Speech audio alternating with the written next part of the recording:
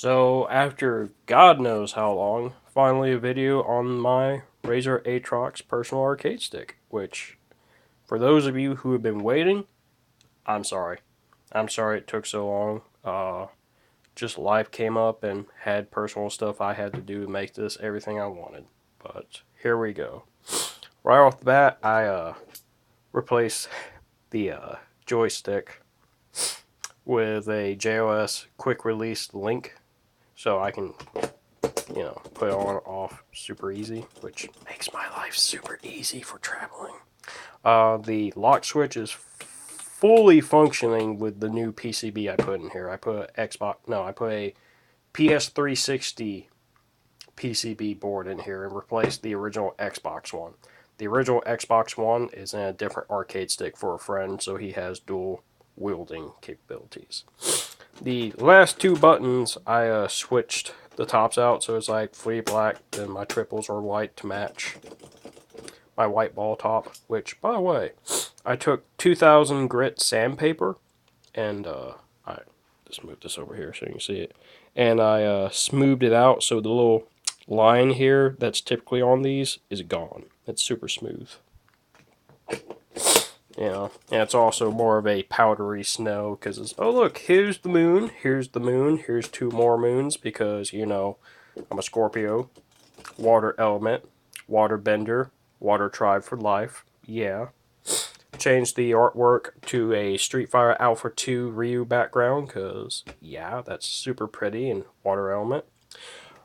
Quick on the side, got your start mode and put a power switch on here so I can turn it off, on. So if I need to reset the board, I can just be like doop doop, on, off, on, off, on, off. Yeah, so that just took a little bit of cutting to get that in there after I used a shitty soldering iron bit and just melted a hole for it. The one other external mod is the RJ45 jack that I installed right here where the original one was. Could have done a lot better job with it, but for what it is, I'm pretty happy with it. Now for the guts. Oh yeah, there was a green LED right here underneath this Razer logo, and the LED right there burned out. I just took the one out here because it was green and I used it in something else. I tentatively plan on putting a blue one here and another blue one here and having them powered up when the system, when I'm plugged in and using it, for a very soft glow. That's my goal anyway. So, to the inside. Da! Okay.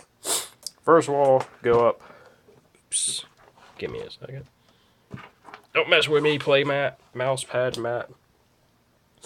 As you can see, I ordered from Focus Stack quite a bit. I replaced the little actuator, the rubber piece right there, with a slightly larger one, so I have a shorter throw.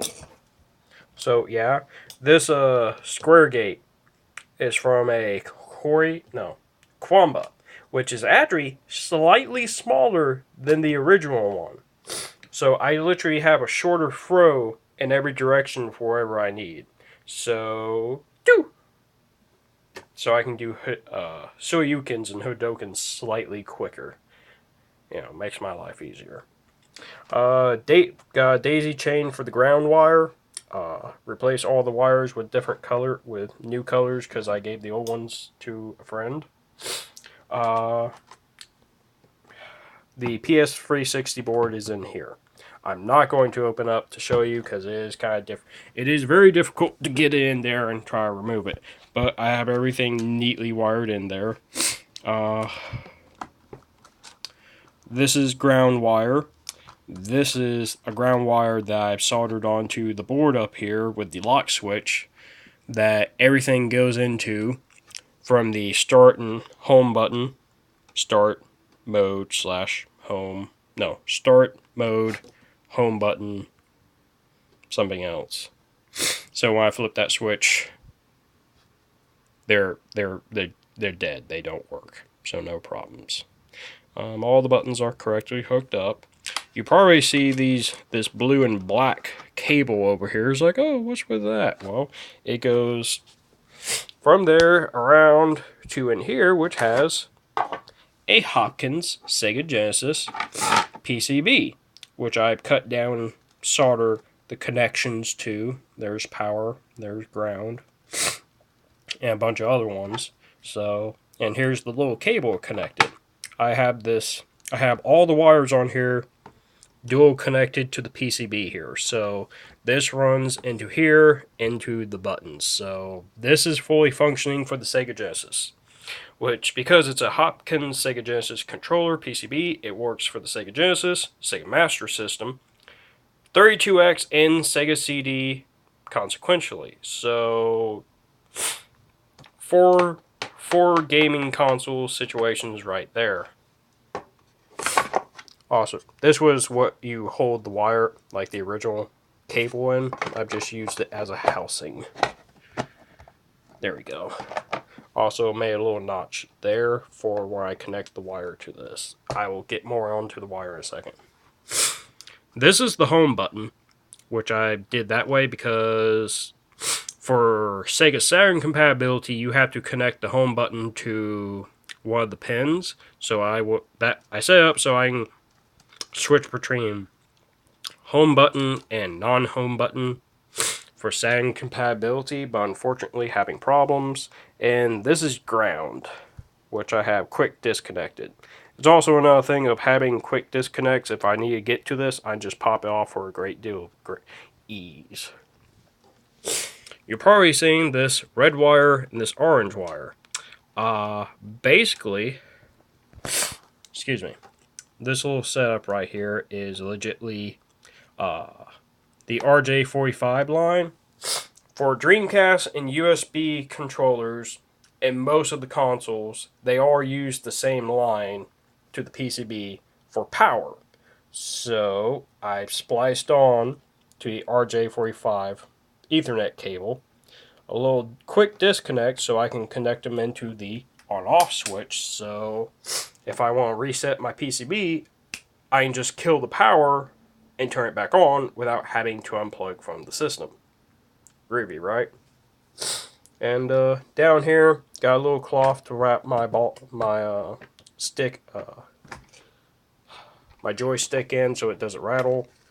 2000 grit sandpaper to re-smooth the ball top, because as you touch it and play with it, it goes from this velvety smooth to a very silky smooth polished. And got a quick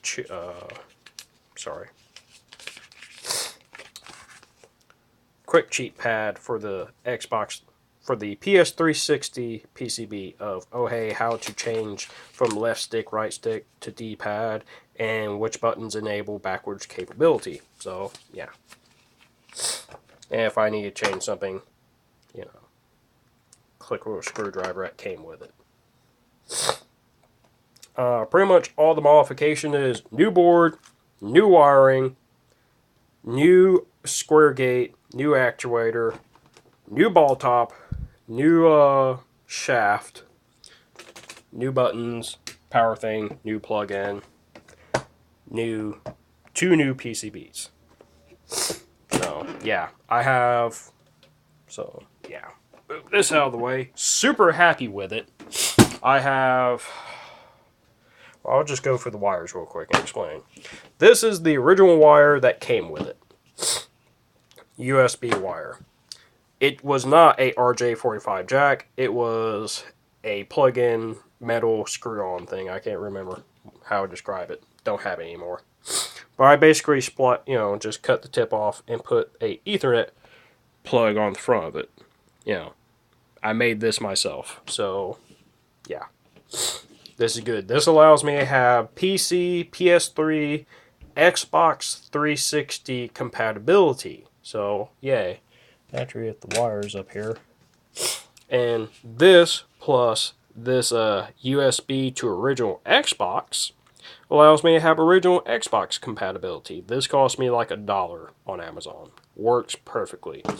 You just plug this into the arcade stick and then into this hold whatever button you need to for original Xbox compatibility, and wham, you're playing on the original Xbox. So then the Dreamcast cable, because I have full perfect functionality with the Dreamcast. Though you have to turn on the Dreamcast, then plug it in, or turn it off and back on for it to register the Dreamcast for some weird reason. I don't know why. The Xbox cable converter cost me $1, while the braided cable came with the system for free. This cost me like $13. I don't know why. Also, it's only like 8 feet long. It's not that long of... It's long, but not uber long. So that was weird. But yeah, $13 for this. I don't know why, but it was cheaper and easier than trying to make my own. For like $11 or $12, I got a PS2-in-1 adapter connector. You know, with a RJ45 jack. Got this pre-made. Super sexy, works great. Cost me like $12. This is a PlayStation to GameCube /Wii/Wii U if you have the correct adapter. This works perfectly with the GameCube and the Wii U. I mean, GameCube and the Wii. Haven't tested with the Wii U yet because I don't know anyone with the GameCube adapter controller. So, yeah. Works perfectly. Only problem is the button layout is kind of janky. So, yeah. Then we have this custom Sega Saturn cable that I made. Super sexy looking. Sega Saturn, my arcade stick is not working with my Sega Saturn though. I don't know why. It's annoying me. I'm pissed. Like, there are so many good fighting games and shmups that I can't play because it's not working with the Sega set. Moving on. This is just a simple extension cable, 6-foot long extender cable for the Sega Genesis. That also works with the Master System. So, yeah. After how that works is very simple. Sorry. Open up. You simply plug this into here, and you just have it lay out like that. And you close it so the cable is just sticking out that corner. Super easy, super convenient, super awesome. Yay. And last but not least, a original Nintendo. This one was easily one of the hardest things I had to wire up ever. After it got to that point, it was like, bump it, just stick all the wires in there, cramp it, cut it, and come back and just attach the correct wires to the correct ones, solder them, and tape it up and be done with it. This was probably the biggest pain in my ass of my entire life, because I was on a time restraint and stuff like that, and I don't actually have the tools to crimp these connectors. My friend does, so yeah. I do not have a Super Nintendo connector yet because, well, I just ordered it recently and they haven't showed up yet, but they should be here in a week or two, then I'll have to clamp them, but yeah. Basically RJ45 to a Super Nintendo extender. So, yeah.